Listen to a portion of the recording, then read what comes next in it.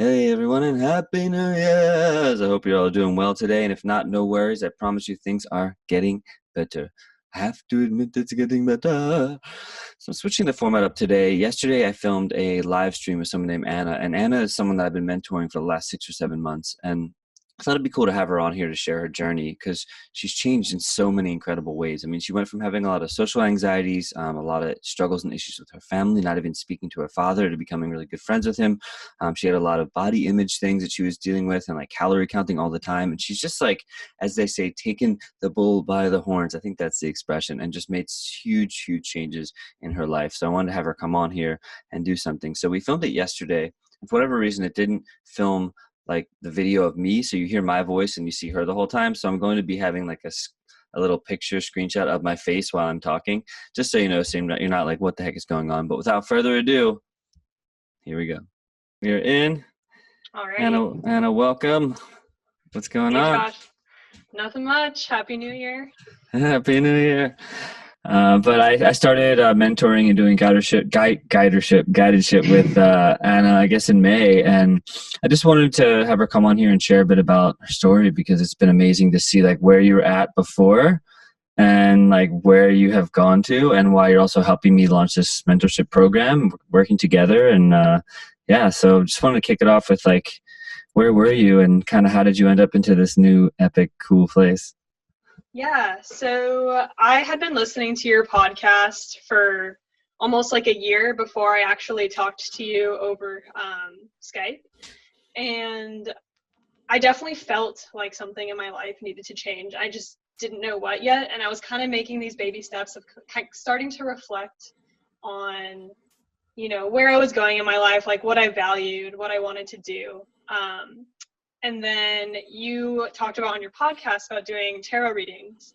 And I was like, okay, like I've never really been into like that sort of like scene. I don't really know if I like believe in that stuff, but I'll give it a shot. And I like just really wanted to talk to you. And during that reading, a lot opened up. I didn't expect it to get so emotional, but I remembered I ended up like crying in front of you. And I did not see that coming at all. And we kind of just uncovered some things about like my body image issues, some disorderly eating habits that I had.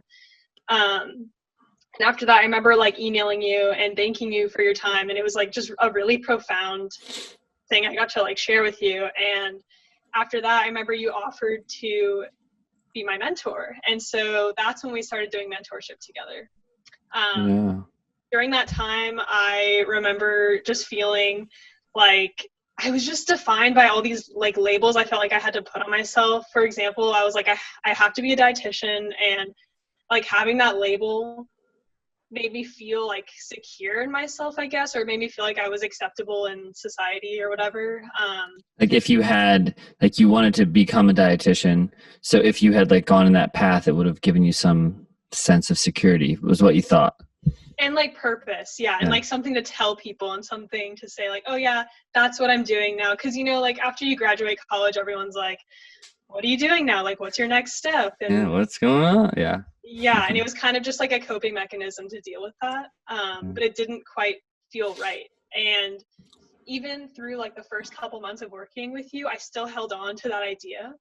But that was one of the biggest things that changed over time. Was I kind of started to realize like, oh, I don't actually want to do that. And I finally made the decision to just completely drop it and just be okay with not knowing exactly what I want to do. Wow. Yeah. And just as a brief thing, the tarot card reading that I did, it was kind of based on Zen tarot. So it's not so much about like there's different types of tarot, but it's really like I consider it like a game that helps you kind of think outside of the box of yourself. So when we did the reading, it seemed to just show you, I don't remember exactly what came up. I'm sure you remember better than I did. But it's really just a cool way to kind of get your like mind thinking like different than the situation you're in. And it can unlock some really cool things. I've done thousands of readings, and I love, it's a great tool for the mind. Yeah, definitely opened up a lot. Another thing that I remember when I first started working with you was I kind of had this expectation that, oh, Josh is going to fix everything for me. Like, he's just going to tell me exactly what to do. And, and then and then I'm just going to follow his rules and I'll be fixed, or I'll be better and I'll be happier. But what I found over time was like, you really were just a guide, and you showed me that I had the power the whole time. And that is so much better than whatever expectation I had going into it, because knowing that I have the power and I have the control is just really profound, and made me feel like I didn't need somebody else to make my life better. Truth. Yeah. And I'm glad you took that perspective. And I think that's also why, you had such radical shifts in your life, because I always say, like, I'm not some expert, master, guru, or anything like that, because it's easy to get caught in those spaces, to assume someone, because they have more success or they've done well or whatever, they seem to be happy, that they have something that you don't have. And it's just like that very simple concept will keep people stuck. So I thought it was really awesome that you just took that on, like, pretty quickly, recognizing that you're the one that has the ability to change your life. Right. And on that same topic too, like, something else that came up was I was angry with a lot of people in my life, Mm. and I felt a lot of blame, especially towards my parents, which I feel like is fairly common. Just kind of being able to, you taught me to step outside of myself and step into their shoes and look at things from their perspective. And that made me have a lot more empathy for other people and a lot more understanding and a lot less blame, and kind of recognizing like we're all struggling and everybody's trying their best, genuinely. And that has been really helpful in my life in every situation. Yeah. It seems like, yeah, family life has shifted a lot for you. Yes, Mm. absolutely. Like, when I first started working with you, um, my dad and I like did not have a relationship. We hadn't talked for like 2 years. Um, and I kind of built this confidence and empathy for him through working with you. And now we're like best friends, which is, I Wow. would have never even guessed. Like, I remember I texted him last night and I said one of my favorite things about 2019 was the fact that we rebuilt our relationship. And he was like, me too. So, Wow. That's amazing. Yeah, that makes me happy. And I know you were talking about it the other day. It kind of tripped me out a little bit to think about where you started with your dad, and like how you just saw him the other day and you were so excited to see him, and like just to connect. And yeah, that's cool. well, yeah, because like another thing I realized was like I don't have to agree or love everything about him. Like, we definitely still have our disagreements, but I started to focus on like where are we the same? Like, Mm. where do we connect? And I don't know, we're all people, we're all like struggling through life in some way. And when you're able to recognize that, you can level with people more and connect on in ways that you never even knew you could. Yeah. And it's like part of that cycle of breaking out of these like conditioned beliefs of who we need to be or who parents need to be for us, right? That's a big thing. You grow up making assumptions about like my mom should be this way, my dad should be this way. And it's those shoulds that like it's like these little things that kind of craft our whole life and make things really difficult. Absolutely. Yeah. And those expectations too. Yeah. Yeah. Something else was I learned to be comfortable with being uncomfortable. So a lot of the things I had to work on were things that were outside of my comfort zone, because when you stay in this cycle of just doing the things that you're used to and the things that you're comfortable with, how are you ever going to break out of that cycle? How are you ever going to change? And so while you gave me the power to tell myself like I can do whatever I want and whatever I need to do, still having you there going like it's okay to be outside of your comfort zone, like do this thing, like push yourself, that was really really helpful. I still felt like I was in control and it was up to me, but like having someone there saying like you got this, it's okay, was awesome. And one of the biggest things for me was learning to let go of my control around like food and exercise, for example. Like, I think that was the hardest thing. um, and just like being held accountable for it, and like having you checking in on me and like talking through it, twice a month, like that was so helpful, because you can do it for a little bit, like you can change your habits for a short period of time, but then it's really easy to fall back into the old habits because you're so used to it and it's so conditioned in your brain.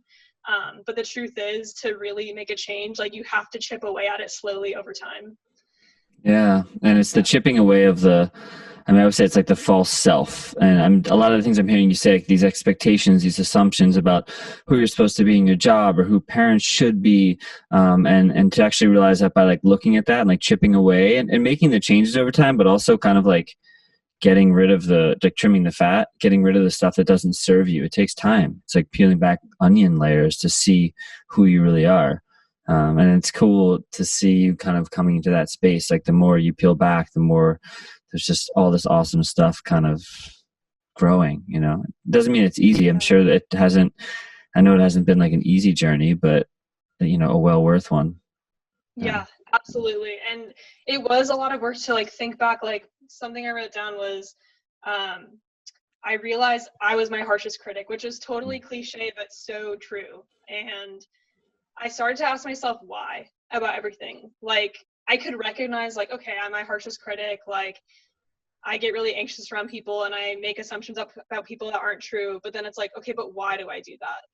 And once you start to do that deeper digging, you kind of uncover these things that you never really thought about before, where it's like, oh, it's because of like this experience in my childhood that I think this way about myself. And it's like, well, that doesn't have to define me. Like I can redefine my life and I can decide how I want to think about myself and think about other people. So did you feel like in some ways that before there was maybe some semblance of like autopilot like in Oh, your life? totally. Yeah. Yeah. Yeah. Where I wasn't asking that why ever. I was just doing what I was comfortable with. Yeah. It's like this weird balance of our emotions and our thoughts that kind of like create this dance that just sort of keep us going. It's like the Energizer Bunny. We're just sort of like running and running and running, and we don't necessarily know why. We just know that like we feel like we have to be running, and sometimes actually pausing to look at yourself. It's like, oh, it's easy not to look at yourself and just to stay in the cycle, because once you start looking, it's like there's a lot to uncover. Um, Yeah. but it's like it takes a lot of courage to do that, and I commend you for doing it. Yeah.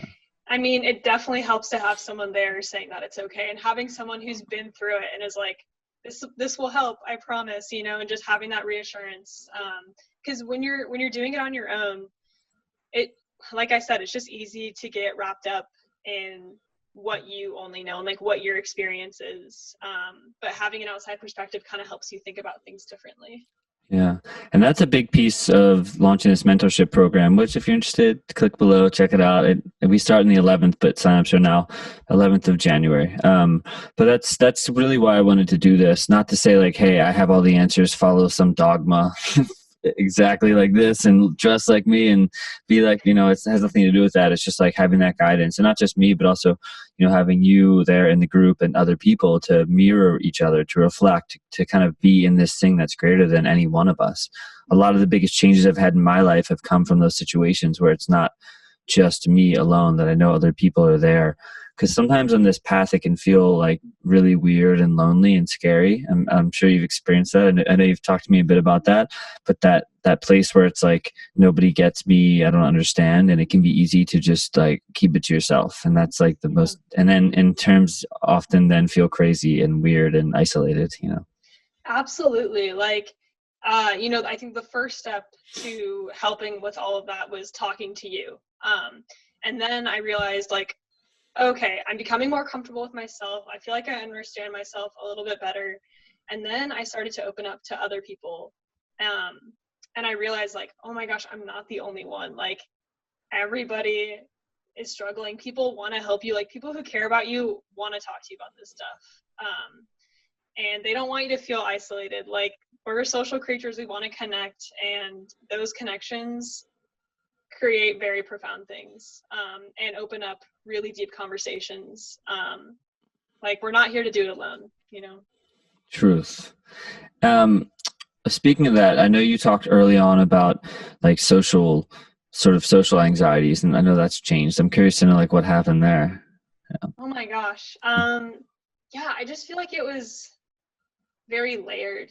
Like, a lot of it was the insecurity I had with myself, because I was so unsure of myself and had all this negative self-talk about myself. I kind of assumed that everybody else was thinking the same things about me. Um, which is so funny because I like constantly was getting proved wrong about that, where like I would sometimes tell people like, oh, like I thought you like didn't like me, or I thought you thought I was like mean or whatever, and they're like, what are you talking about? Like I never even thought that. And I think being able to open up about that and tell people that too helped a lot, because when you don't talk about people that, you stay in the cycle in your head and you just keep making these assumptions about others, which is really unfair for other people too, because I don't know, like I don't want people to think I'm judging them when I'm not, you know. I want people to know that I'm there for them and I care and I want to talk. But when you're stuck in your own head, you don't allow that opportunity for people to be there for you. Yeah, it's amazing, when you really break it down, most people are in their own head, and it's easy to assume that other people are judging us and have actual space and capacity to judge us and make assumptions. And there might be little passing things here and there. You're in high school, and you get the cool kids or the mean girls or whatever, but 99% of the time people are too stuck in their own head and insecure and worried about what you think about them. So it's like it's funny to be able to break that habit of like, wait a minute, like if I'm thinking about myself and what's going on, maybe somebody else is, and maybe none of it actually matters. Maybe we all want is connection, and we're just nervous to say the wrong thing. And when you can get out of that and just be present, life totally opens up. And I think it's cool that you were able to share that with people, because that's a huge piece, to actually just say it. Breaking the story of who we think we are based on something that happened to us it's liberating. Yeah, and when you realize, like, I realized in myself that the judgments I thought people had on me were just coming from me.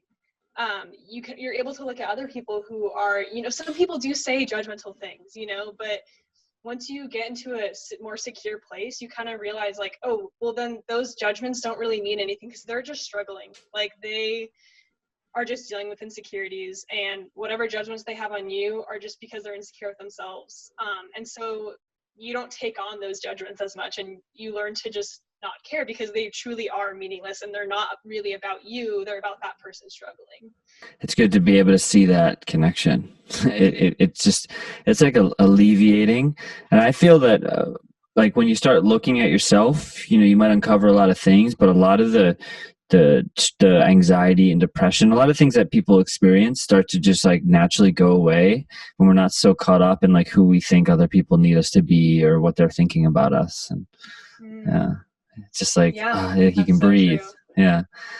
Yeah, I know you talked a bit Yes. about that with like being at work and feeling just more comfortable, and at parties and stuff. So it's cool. Absolutely. Yeah. Just at work, just like knowing like, okay, I'm trying my best, and um, there's nothing to worry about. I don't know, like all these things that I worried about, where it's like I came up with these like judgments. I just made up all these things that like my coworkers might be thinking about me, and it made work really unenjoyable. And now I just know that it's okay. And if there are judgments, I can explore like where they're coming from and what they mean, instead of just assuming that they are defining me and that they matter. Yeah, and tell me a bit about your new like Instagram page and like why you've been kind of inspired to do that. Yeah, so like I mentioned earlier, one of the biggest things that we worked on together was my exercise and eating issues. I was very food focused, very exercise focused, and cared a lot about the extrinsic values in life. And that was a lot about how I looked. And I started this Instagram page about body neutrality and embracing the fact that there's more to life than how you look. Um, and it's different than like body positivity, because although I appreciate the body positivity movement, I still think it's body focused, and it still tells us like, oh, you have to love how you look. And it's like, well, actually, like how you look doesn't really matter. And I think focusing on how you look takes away from what we really should be focusing on, which is what's going on up here and how we think about the world, and how we perceive things.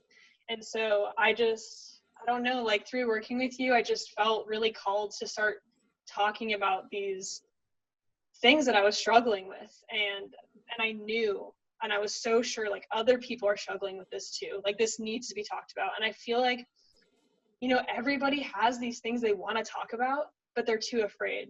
And I was like, there's no reason to be afraid because everybody's struggling. So why not talk about it? Why not break this cycle of what's popular on Instagram, which is just like surface level things and no one actually talks about how they feel. It's boring and it doesn't take us anywhere, and it just like keeps us in this destructive loop. Yeah, that's how I felt with the food industry. And I don't, of course, there are people doing really interesting and cool things out there, but it felt like the average way people were seeing food was really just about like the surface of the food porn and the dish, and making everything just about the food and not about like what's really going on. Like, why are they really eating? And there's nothing wrong with showing someone some delicious dish from some unique exotic place, but there's so much more to food and to body. And I know that you briefly talked about being in this state of like always like calorie counting and focusing food. What was the shift? Because that's not like an easy thing to break out of. Yeah, I think just really asking myself, why do I care about this? Like, what are my values, first of all? Like, what do I want out of life? And I started to write about that. And none of them had to do with anything about how I looked. I realized like, I just want to have like healthy relationships. I just want to feel good. I just want to learn about things, try new things, and explore my creative side and travel and all these things that had nothing to do with how I looked. Like, no matter what my body size was, it wasn't gonna affect any of those things. And that's really what broke it for me. And then I was able to take the steps towards breaking out of the cycles. And it wasn't easy. I still have to work on it literally every single day. But I feel so much better. And just knowing what I want in my life helps me stay on track. And something else, this might be like a little bleak, but something that I like to think about is like, if I was on my deathbed, would I regret spending all my time calorie counting and feeling like crap, feeling tired, just to look what society says is better? It's like, no, I know for a fact I would regret that 100%. Yeah. I like that. And I agree. I think that you can call it bleak, but I think like looking at like the end of perceiving the end of life or death, it actually puts things in perspective. Because what are we living for every day? Just to live longer, or to actually like live fulfilling life? Because you could live to 150, but if your life is living in fear and frustration and judgment, I'd rather live 40 years in a great life or whatever it is. And I think it's really awesome with the body stuff, because it doesn't just shift over time. Like, it doesn't just shift instantly, like you said. Like, there's still things that you work on, but like the looking at it is really interesting and important. And so do you feel like you're like physically, how do I say this, like how do you compare, like when you were in that space where like you were really focused on how you looked and also counting calories and being healthy, how did you feel actually, like physically, versus maybe how you feel overall now? Yeah, so when I was in that, I call it a dark place, because when I think about that time, I was so tired all the time that like those memories feel gray to me. Like, I literally think about it and like everything looks gray from what I remember. But yeah, I was literally just tired all the time, and I didn't have any energy to do anything I liked. Like, I did a few cooking videos when we first started working together, and I remember like editing those videos and feeling like so demotivated and so tired, and like I remember like when I was cooking for those videos too, I was exhausted and I wasn't really enjoying the cooking, and it just took the joy out of everything. And like my mind was literally thinking about food every second. Like, everything I did was like, okay, well, if I walk to the store, then I'll burn more calories. And then if I buy this certain food, then it's like less calories. And like everything was about calories. Like, social events were way more stressful because it's all I was thinking about. On my Instagram, I talk a lot about like how I avoided drinking all the time. Like, I mean, I'm not saying you have to drink, like that's kind of besides the point, but I personally wanted to enjoy alcohol, and like I wasn't letting myself because of like the fear of calories. And I missed out on like so many memories with friends and so many good moments with friends because of that. And I realized like, oh wait, those memories I want to make with friends, that's part of like what my values are. and it was taking away from those values. Now that I'm eating more and kind of just like being more intuitive, I'm eating when I want to. I move because I want to. I rest because I want to. I feel so much more energetic. I feel way more inspired. Like that Instagram that I made, I don't know if I would have ever had the energy to do something like that before. And suddenly, like now that I was nourishing my body, I had this energy to like be creative and come up with these ideas and do the things I wanted to do. Wow, very cool. Yeah. So much more energy and space. Yeah, when you're not thinking about food or being too consumed with what needs to get done, there's just like this natural reserve of energy. There's like a freeness in that too, which is really cool. And I think when you talked about the like looking back on something like that gray cloud, not to label it like brand it something, but like to me, like depression kind of exists like that. Like there's some level of this, I always compare it to like deep rest. It's like this heaviness, this, yeah, like a grayness, this cloud that kind of surrounds us because we're not really being. We're trying so hard to be something that's not real. Yeah. Yeah. And like, we both watched Jim Carrey a little bit, and he does talk about like that deep rest. And because you're wearing this mask, you're playing this character that isn't really true to you. And I was trying to play this character of like, be as skinny as possible. And like that was all very surface level, and that wasn't me. And I was totally doing it for other people. And the fact is, like, other people didn't want that for me. I actually started to open up about those struggles with people who were close to me, and they were all just like, none of us wanted you to be in that place. Like anyone I had like a true, deep, meaningful connection with and had good memories with, none of them cared about how I looked. Where do you think it came from? I talk a lot about diet culture, and just I think a lot of things in American culture are very like surface level, and it's definitely a selling point for a lot of things.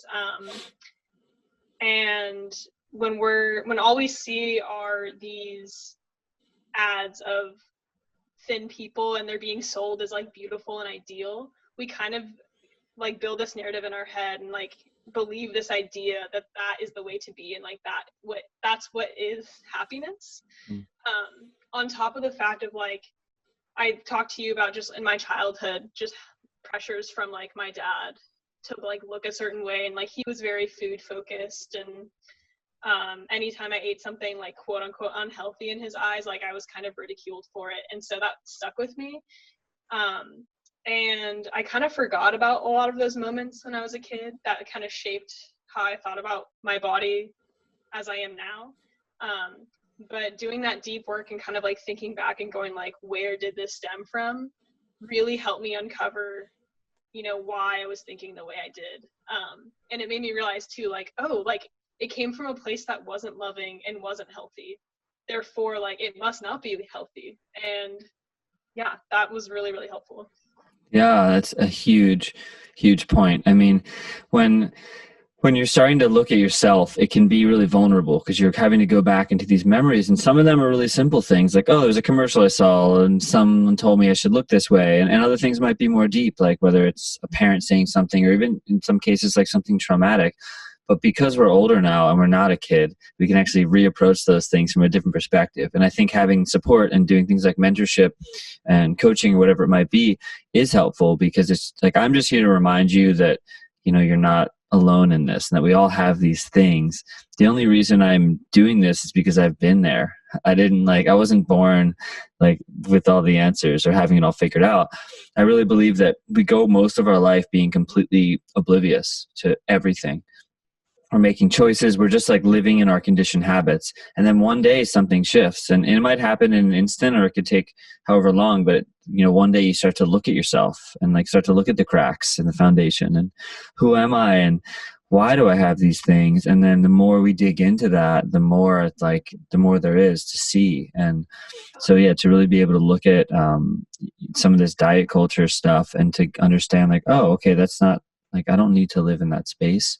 I think it's those things that for you, it might be diet culture. For somebody else, it could be like sports culture or whatever the thing is, but it's all the same. Like the way we approach it is all the same. It doesn't matter how we got here. The journey is a very similar one to look at it. Absolutely. Like that's another thing I wanted to mention too was, yeah, for me it was realizing diet culture and just seeing like, oh, that's actually a metaphor for literally everything else in life. Where it's like I started to question this one thing and realized it was all based around lies pretty much. Mm. And I never like really questioned it or kind of asked like, what do I believe in? And so when I started there, then it kind of had this trickle effect. And then I started to look at everything else and question everything else that I was experiencing in life. So yeah, like you said, like it's going to be different for everybody. But it all comes down to like the same core foundational things. Yeah, taking a good hard look at yourself. Yes. That's really the only work, and Anna's been helping me edit my book that's going to be out pretty soon, which I'm excited for. And it's really just a tool designed to do just that. Just like mentorship, it's like a tool to just help you look at yourself. And there's a lot of information out there on how to be happy or to have more love or to make more money or to manifest dreams. And I think those things can all be valuable, but if you actually don't know who you are, then no matter what you're manifesting, it's like the law of attraction, for example. There's all this stuff around The Secret and law of attraction. And, if I just write these things on a wall and I want to have some big house and I put a picture of it on my vision board, I'm going to have it. And that's great. But if you don't know why you want that house and what it's actually going to fulfill in you, then it doesn't matter what you're trying to manifest because you don't know who you are. Yeah, 100%. 100%. Yeah. That's really cool. And how do people find your Instagram if you just want to do like a little plug on here?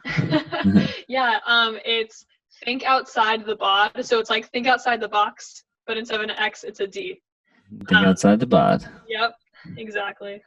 Yeah. And what are you excited about to like create and share in the new year? Oh my gosh. For one, I'm really excited about the group mentorship.